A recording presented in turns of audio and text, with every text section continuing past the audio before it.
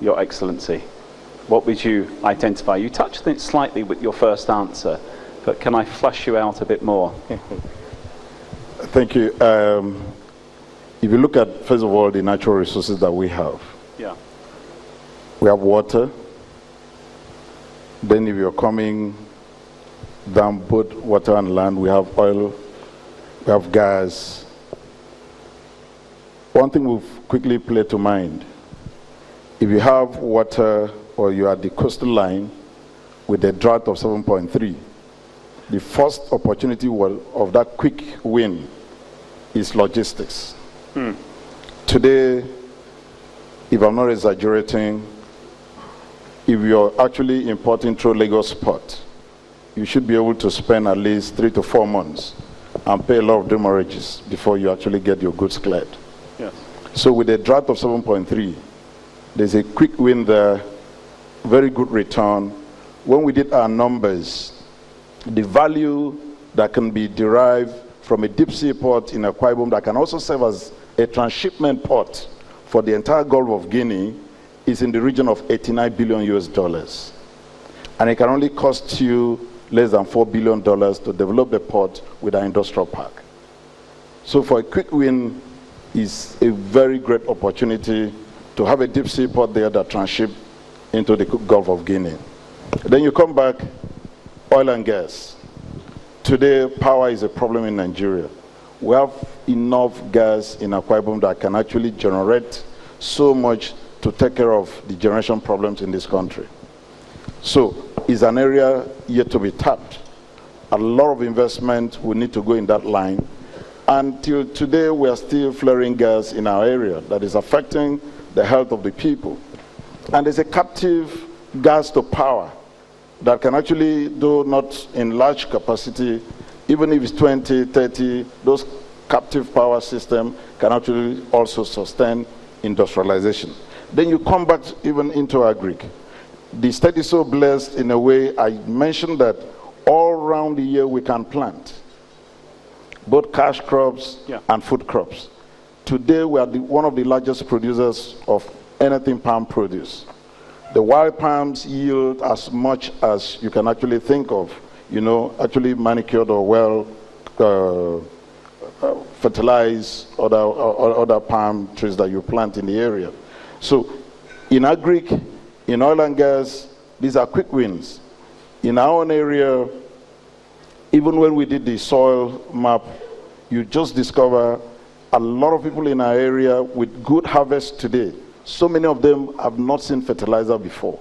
Yeah. So you can imagine when you now introduce a little bit of mechanization and a little bit of awareness of those additives, soil inputs, what kind of actually output will you get from that? What kind of harvest can you actually bring from the land? So a whole lot of opportunities, both from agric to oil and gas and then to logistics. Yes. And today, even in terms of infrastructure and hospitality, I think we can boast of one of the best road networks you can have, internal road networks in the whole country. So we're actually building, because we build on a concept of consumption is a function of availability. Build, they will come. As you build, people will come. And then we'll get a whole lot sorted out in terms of infrastructure. Yeah. And we believe with 5 trillion at hand, a whole lot of returns. Thank you. Thank you. There seems to be a lot of competition on this stage for your pension fund money. Now we've got about 10 minutes left, so we've got time for a few more questions, but what comes out so far from your answers is that there are quite a lot of quick wins out of there, as well as all of you outlining what I would say is a clear long-term vision for each of your states, and that's quite encouraging. I'd like to move on to a couple of questions linked to the financial sector first, and then coming back to PEMCON and the pension industry after that. But maybe if I could begin with you, Your Excellency, in Kabi. Kabi, sorry. What support would you, if you were asked, really want from the financial services industry? What you touched on bankers before. Bankers are a pretty resilient lot. but they don't always do what their customers always want, it has to be said. But it's probably more than banking, but in terms of the financial industry, is it a case of actually improving financial literacy? Is it a case of actually improving the infrastructure in the financial sector? What is it that each of you, if you were given an ask and were able to speak to all the heads of the financial industry in front of you, what would you ask them for?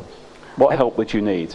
I think a composite understanding of the risk factors that we face, because most of us, or I do think that there are opportunities out there that orthodox approach to financial analysis will always miss out, because it's arbitrary, sometimes it's short-term, rather than appreciating that if we all expand capacity, then our ability to lower risk becomes bigger, better, and then we expand economic activity.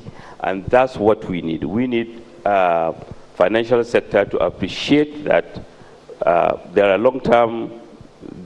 are opportunities there that are long-term in nature, but the reward justifies the long-term investment. Okay. And those are the kind of things that we need in order to expand economic activity sustainably. Thank you. Maybe let's take the question again. What would you like from the financial services industry to help you? That's a buffet question, but I have to be very specific. First, you have the Deputy Governor of the Central Bank on the front row as well here. I cited him in the hall, and the stock exchange. First, long-term financing. Long-term financing. Because you can discuss logistics. I didn't mention that as of today, we get a little bit envious as a country. Yeah. So many aircrafts, we don't have maintenance hall anywhere. So as a state, we're actually building a maintenance, repair, and overhaul hangar, which is about 75% complete. So if you look at the nature of our investment or what opportunities exist, first of all, is that long-term financing. The short-term financing cannot work for us anywhere. That's number one. Number two, we need to quickly create the middle class, because you see, the purchasing power is a little bit weak. If there are over 6 million RSAs in the country, a lot of people wait to die in order for the family to draw on those RSAs. Why can't we just create medium, short-term borrowing backed up by those RSAs? It doesn't need to be 100% coverage. 50, 60% is good enough.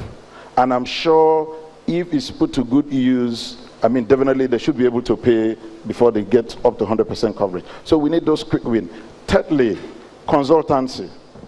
A lot of financial institutions partner with so many, foreign direct investors all over the place. So if they can actually come up with that partnership and then believe in those people that they can actually collaborate in these areas, you could see that areas of guarantees, there's no way an investor will come in and ask for a state government if it's coming behind a financial institution. So the financial institution should actually be that intermediary, and they can actually provide those guarantees. Then probably the state government can now do a back-to-back guarantee to that. These are some of the quick areas in which the financial institutions can actually come in and then be able to actually help the state, and we can actually achieve a quick fix. That's a good answer. Your Excellency in Kaduna. Thank you. I agree with all the contributions of my colleagues, but I think in addition, we need to do something about interest rates. Interest rates in Nigeria are too high. Yeah. They are unrealistic. We will never develop with a 25% interest rate regime. And I think the only sector benefiting from this regime is the financial system. And I advise them in their own interest that unless they find an economic solution to bring down interest rates, in a matter of time, we politicians will enforce and force a political solution.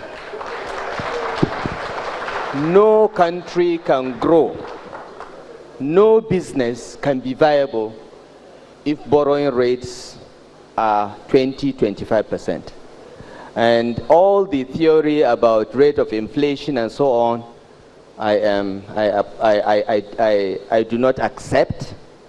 We are living in a world of zero interest rates across the world, I really don't understand why borrowing rates in Nigeria are at 20%.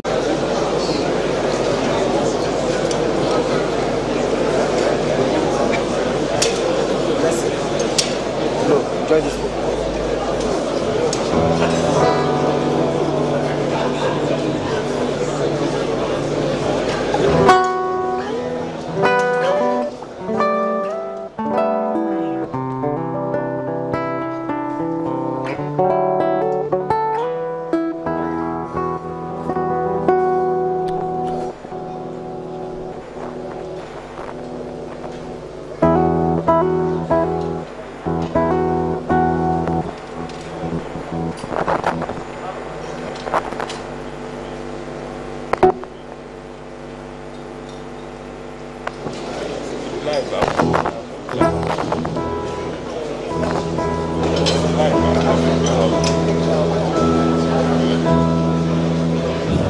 While we are taking our dinner tonight, I'd like to also recognize and welcome the Regional Liaison Officer for West Africa of the International Social Security Association, Mr. Ahmed Bamba. I welcome you.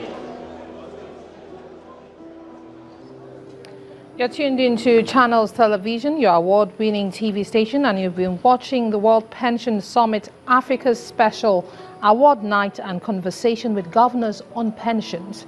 Well, at this point, we'll round off our live coverage of that event and link up with Sports Tonight, which is already on the way. Stay tuned.